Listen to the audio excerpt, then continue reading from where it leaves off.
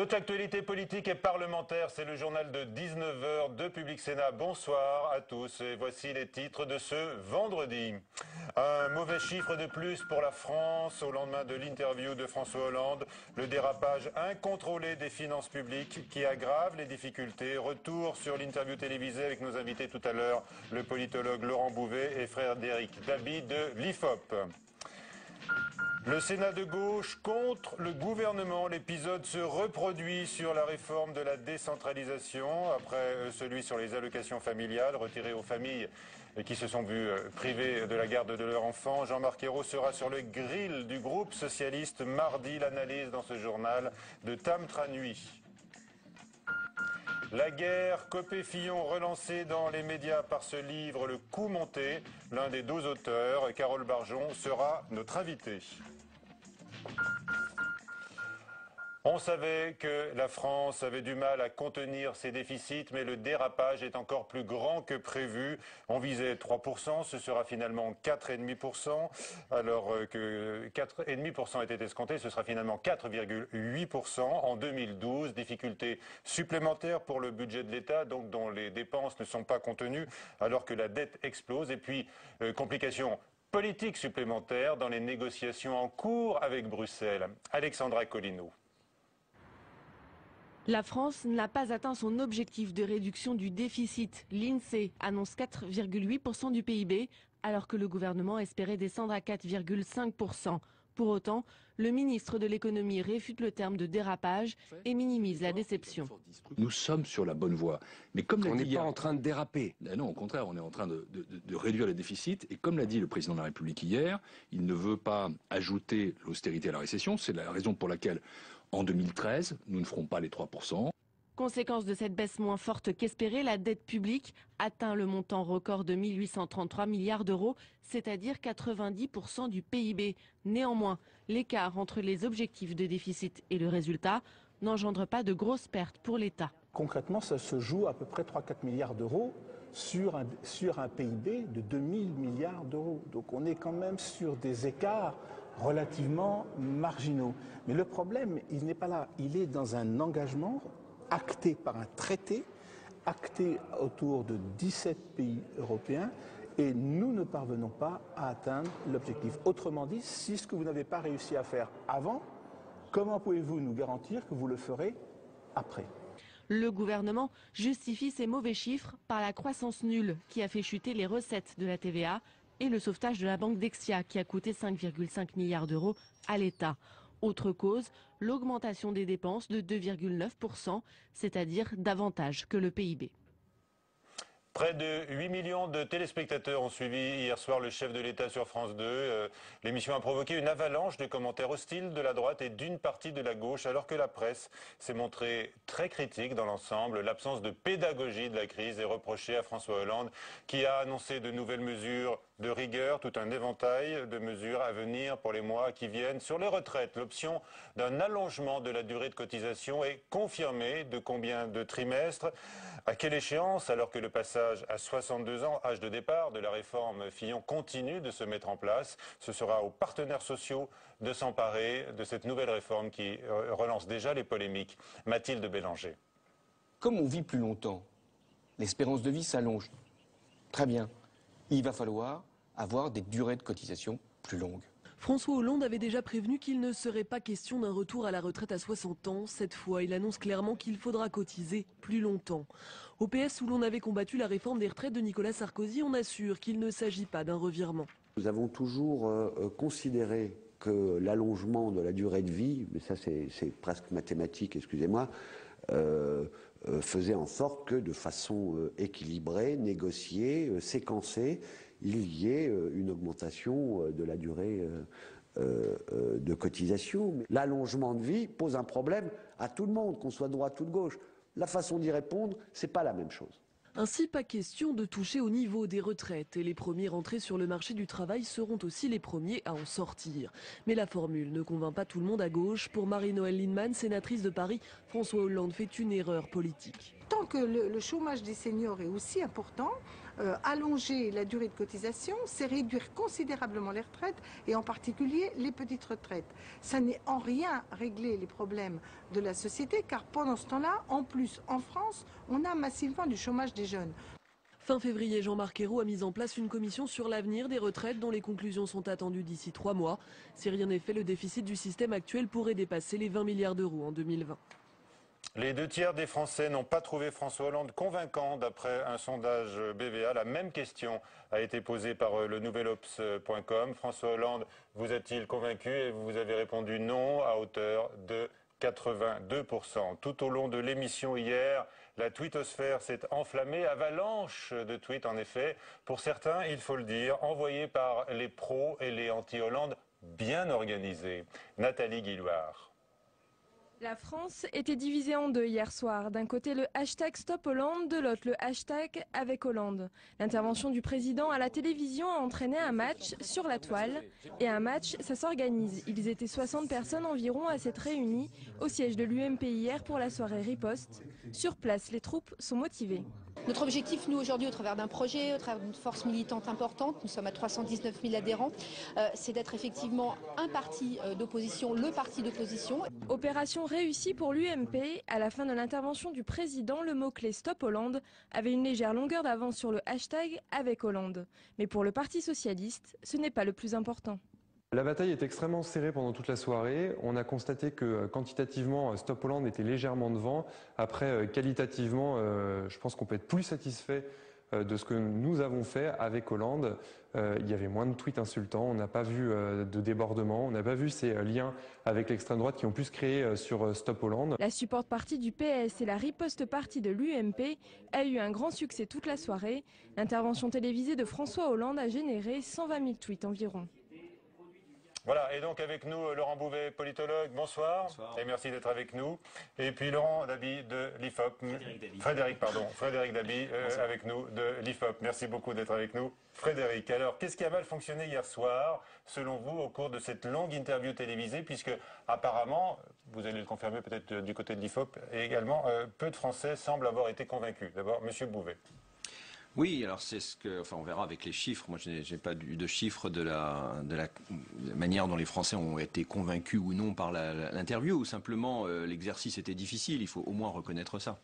Avant d'en dire peut-être deux, trois choses. Donc l'exercice difficile parce que c'était annoncé par l'Élysée même. Il n'y avait rien à annoncer de substantiel. Il y a eu quelques annonces, on l'a vu.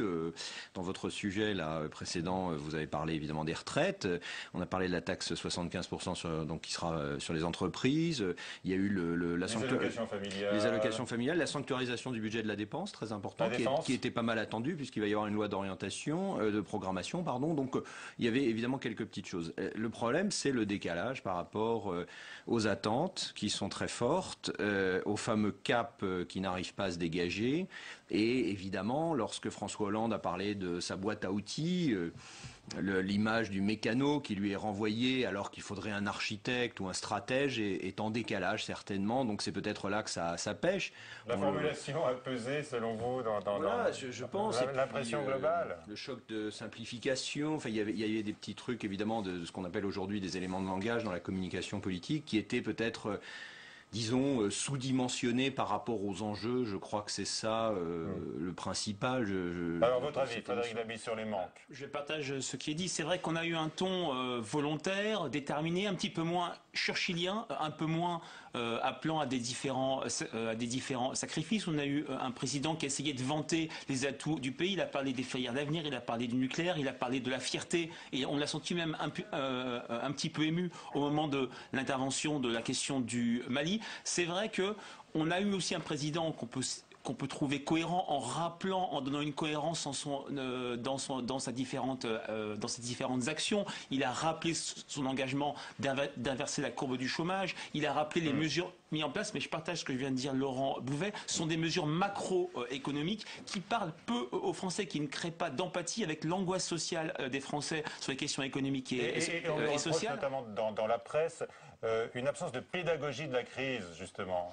C'est vrai qu'il a fait, il a avoué au tout début de l'émission qu'il n'avait pas anticipé le durcissement de la crise et donc moins de croissance. Le souci également, c'est en mettant tout sur la table, en disant on a tout fait. C'est comme ça que ça peut être décodé. D'une part, si sa promesse, son engagement d'inverser la courbe du chômage n'est pas tenu fin 2013, les outils vont perdre toute crédibilité ou toute légitimité, qui sont peu connus et qui sont pour l'instant peu je dirais, opérants, utilisés. D'autre part, les contrats d'avenir, manifestement, on a du mal à les placer auprès des collectivités locales. J'aimerais savoir, Laurent Bouvet, est-ce que vous pensez quand même des mots qui sont alarmistes dans la presse, mais pas seulement, dans la bouche de certains hommes politiques, par exemple François Fillon, qui évoque une possible crise politique en raison du déficit de confiance et peut-être de la perte de légitimité du pouvoir? Oui, alors bon, là c'est aussi le jeu, évidemment, d'un François Fillon de dramatiser un peu les enjeux plus encore, mais les enjeux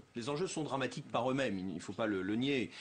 Simplement sur la pédagogie, parce que c'est peut-être là aussi où il y a quelque chose qui doit être corrigé, peut-être du côté de l'Élysée de François Hollande, dans ses interventions. C'était une intervention finalement assez classique.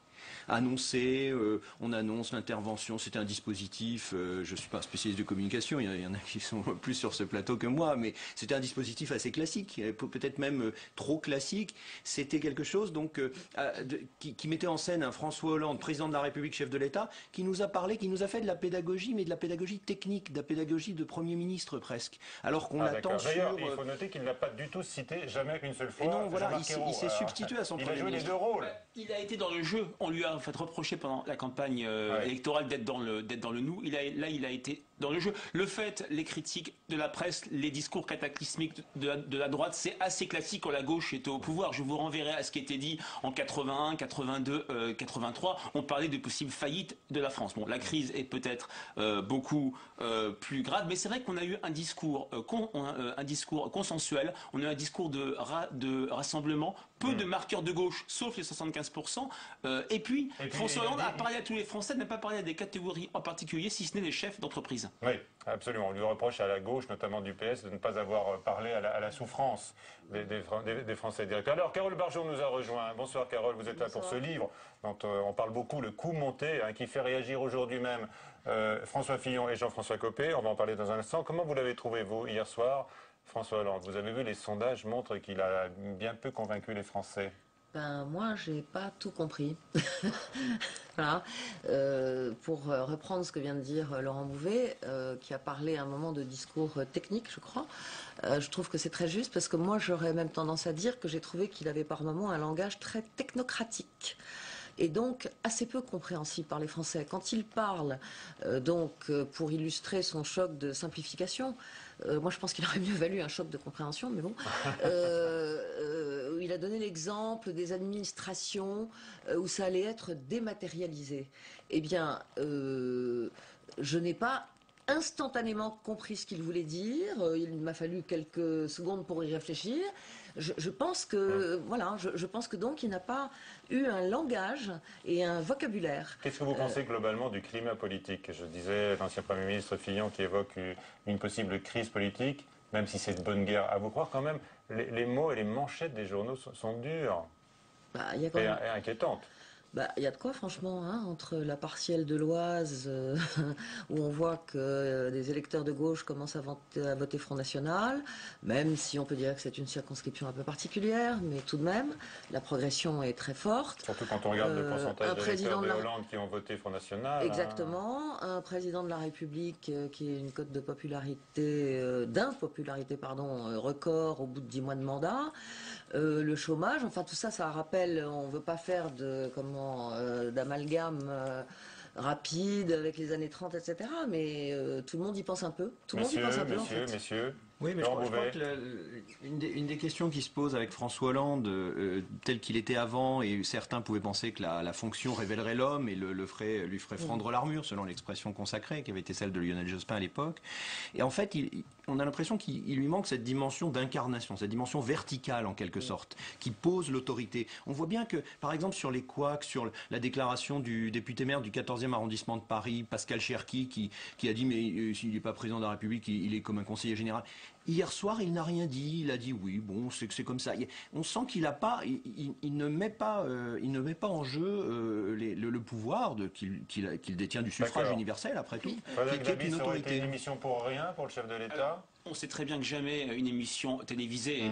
On parle d'une émission peut-être simple sur le plan de la forme. L'émission d'il y a 30 ans avec Yves Mourouzi, François Mitterrand extrêmement élaborée, n'avait rien changé à l'impopularité de François Mitterrand. Je nuancerais un petit peu, même fortement, l'importance de l'incarnation. Ce qui est au cœur des préoccupations des Français, c'est moins la manière dont François Hollande incarne la fonction. De la même manière, le bling-bling à l'époque de Nicolas Sarkozy, sa manière particulière d'incarner la fonction ne rentrait pas. Ce qui est au cœur de l'impopularité de François Hollande, c'est l'absence de réponse en matière économique et sociale. C'est un premier bilan du quinquennat 10 mois après l'alternance où les Français nous disent dans des enquêtes qualitatives où on ne leur suggère pas des réponses, François Hollande n'a pas protégé les Français face à la crise et la situation du pays ne s'est pas améliorée, notamment sur le chômage. Alors on va parler de l'UMP maintenant. L'UMP qui bien sûr toute la journée a tiré à boulet rouge sur le chef de l'État. Et l'UMP qui revient dans l'actualité également avec votre livre, Carole Barjon, écrit avec Bruno Jeudi, donc Le coup monté, signé Jean-François Copé, selon vous. Et François Fillon était tout aise ce matin? Selon Patrice Gélard. Oui, selon Patrice Gélard. Mais enfin bon, il y a plein d'arguments qui vont dans ce sens, dans cet ouvrage, on va pouvoir en parler. Et je disais que François Fillon était tout aise ce matin sur Europe 1 à son évocation. Et puis on va revenir sur le doyen Gélard, puisqu'il dément les propos que vous lui prêtez. Alors on écoute d'abord l'ancien Premier ministre. Le résultat de cette élection me donnait une très courte victoire. Il a été donc inversé. Le vainqueur, c'était vous. Il a été inversé dans des conditions inacceptables. C'est pour ça que j'ai déclenché la crise qui a eu lieu à l'UMP, que j'ai regretté par ailleurs, parce que c'est jamais une bonne chose. Ce qui veut dire une que crise, maintenant il faut des primaires. Mais il faut maintenant que cette affaire soit réglée et que les élections se passent dans des conditions de transparence dignes d'un grand parti démocratique. Voilà, François Fillon donc qui se sent conforté, Jean-François Copé accusé se défend, et puis il vous accuse, Carole Barjon, aujourd'hui, vous êtes des journalistes très engagés, a-t-il dit aujourd'hui, vous avez réalisé un baroud d'honneur, il n'y a que du réchauffé, dit Jean-François Copé dans ce livre. Qu'est-ce que vous répondez d'abord, qu'est-ce que vous lui répondez? Écoutez, d'abord, moi je m'étonne que le président d'un grand parti de gouvernement ne sache pas lire, si vous voulez, c'est quand même inquiétant. Jean-François Copé devrait peut-être commencer par lire notre livre, avant de porter des accusations sur le fait qu'on est des journalistes engagés, ce qui est quand même une atteinte à notre honneur professionnel, je suis navrée, et donc il faut qu'il cesse ce genre de propos assez rapidement. Engagé derrière qui? Jean-Luc Mélenchon, François Hollande, Olivier Besancenot, Fillon, Sarkozy. Là, on se dit derrière François Fillon. Oui, non, il n'a pas précisé. Il n'a qu'à préciser sa pensée, ça ira beaucoup mieux. C'est toujours mieux de préciser sa pensée, en général. Bon, donc, écoutez, nous, on lui a envoyé, il nous a reçus. Nous lui avons posé nos questions, on lui a envoyé notre livre avec une dédicace cordiale, absolument. Donc voilà la conclusion quand même. Lui il s'énerve. Bah écoutez, s'il a envie d'être hargneux, c'est son problème. Mais nous, alors, vous écrivez dès les premières lignes que tout ou presque a été dit sur la guerre des chefs à l'UMP. Et évidemment, tout est dans le presque. Et alors, je note quand même que vous apportez beaucoup d'éléments d'information sur le rôle joué en coulisses par Nicolas Sarkozy, mais d'abord sur le coup monté. Alors, dites-nous pourquoi vous titrez le coup monté. Ça veut dire quoi concrètement? Le coup monté, c'est l'expression qu'emploie le doyen Gélard, que nous avons rencontré le 8 janvier au Sénat, voilà, ici, dans le salon Victor Hugo, et qui nous avait donc reçus donc un peu plus d'un mois après la fin de la crise de l'UMP. Et il parlait de quoi précisément sur le coup monté? C'était un épisode très précis. Il faut rappeler que dans cette élection, ce qu'il y a eu de très particulier, c'est que les résultats de 3 fédérations d'outre-mer n'ont pas été comptabilisés dans le décompte final. Alors vous des racontez, résultats. c'est assez stupéfiant, vous racontez comment le camp Fillon s'en est rendu compte d'ailleurs. Oui, C'est vrai, oui, il y a plein de détails dans ce livre. Donc le doyen Gellard dit aujourd'hui, non, je n'ai pas du tout parlé de coup monté. Alors, Ah bah écoutez, il doit avoir des trous de mémoire, le doyen Gellard. Alors, Nicolas Sarkozy nous étions 2, nous avons entendu exactement la même chose. C'était en plus... comment dire, ça correspond, évidemment ça correspondait à son état d'esprit du moment, parce que le doyen Gellard, lorsque nous l'avons rencontré, avait compris que tout le monde lui mettait tout sur le dos. Le camp Fillon et le camp Copé expliquaient que c'était Gellard qui était absolument responsable du désastre, et je crois qu'en ayant pris conscience, il a décidé de ne pas porter un chapeau qu'il trouvait un petit peu trop grand pour lui. Alors, il y avait donc les 2 gladiateurs de l'UMP, comme vous les appelez, et puis un personnage central, en fait, qui a joué un rôle clé, Nicolas Sarkozy. Vous l'affirmez, il est derrière Copé dès le début, mais pas dans le coup monté. Il est derrière lui politiquement. Politiquement, bien entendu. Bien sûr. Et il attendait plutôt Copé que Fillon. Pourquoi cette différence entre les 2 hommes, à ses yeux? Eh bien parce que Nicolas Sarkozy considère, qui espère pouvoir prendre sa revanche sur François Hollande en 2017, si les circonstances le lui permettent, a besoin dans cette perspective d'avoir un parti à sa botte. Et il considérait que si c'était Fillon qui était élu, Fillon s'empresserait de désarkoïser l'UMP. Il trouve que Fillon roule trop pour lui. Mais Fillon veut être candidat en 2017. Copé aussi, il roule pour lui aussi.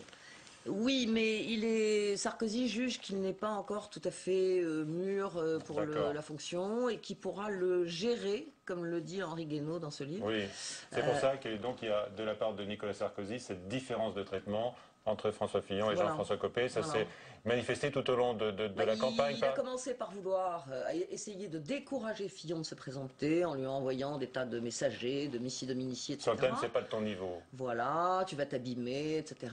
Bon.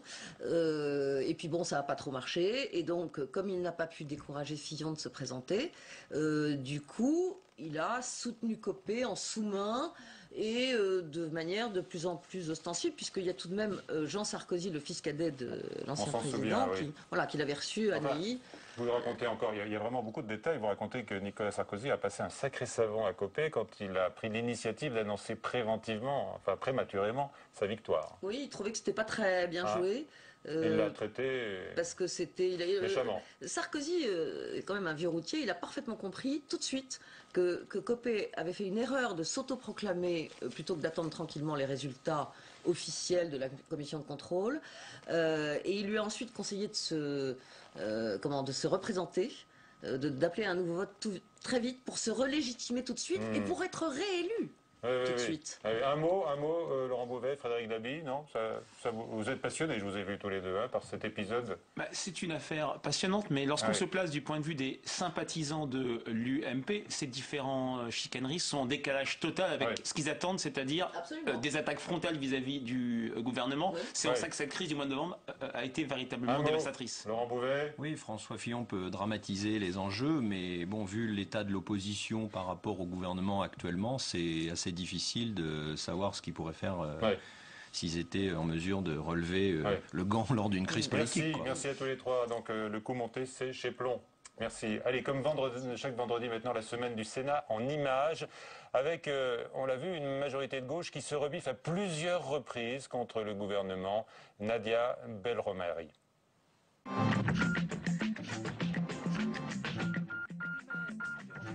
Mercredi, le Sénat a voté, contre l'avis du gouvernement, un texte UMP à la quasi-unanimité. Les allocations des enfants placés par un juge seront versées au service d'aide à l'enfance.